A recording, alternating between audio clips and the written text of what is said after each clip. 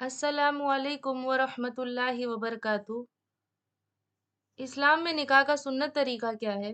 इस्लाम में निकाह का सुन्नत तरीका ये है कि मस्जिद में निकाह होना चाहिए। लेकिन आज के दौर में हर कोई अपनी बेटियों का निकाह शादी हॉल में करा रहा है, ना कि मस्जिद में। हमारे लिए इस चीज़ की सबसे बड़ी दलील ये है कि ये हुजूर सल्लल्लाहु अलैहि वसल्लम का कौली हुक्म है।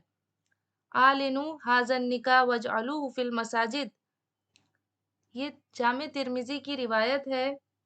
निकाह का ऐलान आम किया करो और मस्जिदों में मुनक्किद किया करो। अगरचे ठीक है, उल्मा का कहना ठीक है। यहाँ जो वजअलूहु जो फ़ेले अम्र है, ये वजूब के लिए नहीं है, इस्तिहबाब के लिए है, लाजिम नहीं है।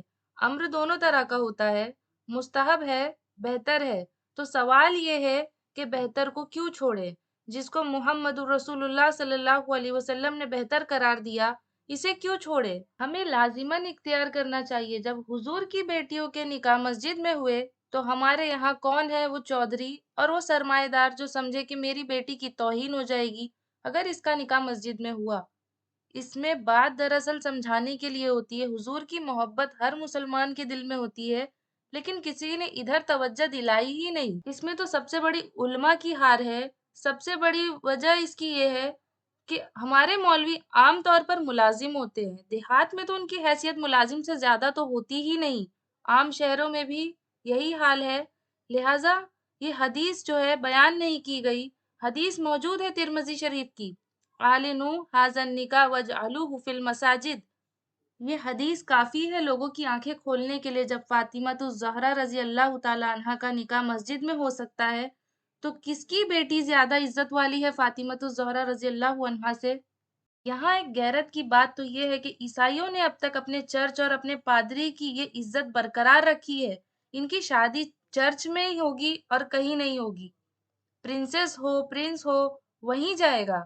जब प्रिंस एंड्रयू की शादी होने वाली थी, उसकी बीवी सारा फर्ग्यूसन, उसने ये कहा था, उसका बयान आया था, आई विल नॉट से I am not intimate type of woman, I won't say I will ओबे हिम।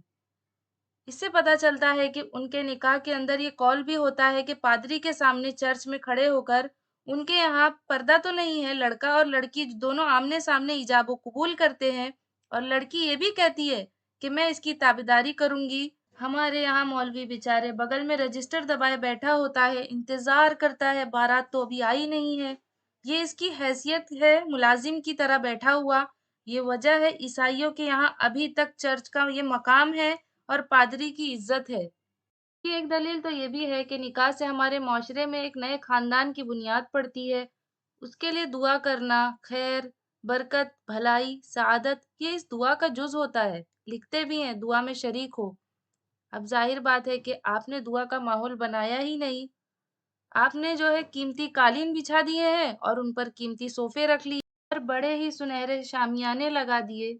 लेकिन वहाँ माहौल क्या हो रहा है? सिगरेट पी जा रही है, कह-कहे लग रहे हैं, गीबतें हो रही है और ये कि कोई भांड आ गए हैं, फहश गोई कर रहे हैं। इस हाल में कोई शख्स जो है, कोने में बैठे हुए मौलवी साहब के मिन-मिन करके वो कुछ लोगों से कह रहे हैं, दुआ कर लो। दुआ क्या खाक कर लो? दुआ के लिए माहौल होता है, दिल की आमादगी होती है, ज़हनी और नफ्सियाती तैयारी होती है, तब दुआ होती है। माहौल वो होता है जिसमें हम नमाज के लिए जमा होते हैं, जुमा के लिए जमा होते हैं।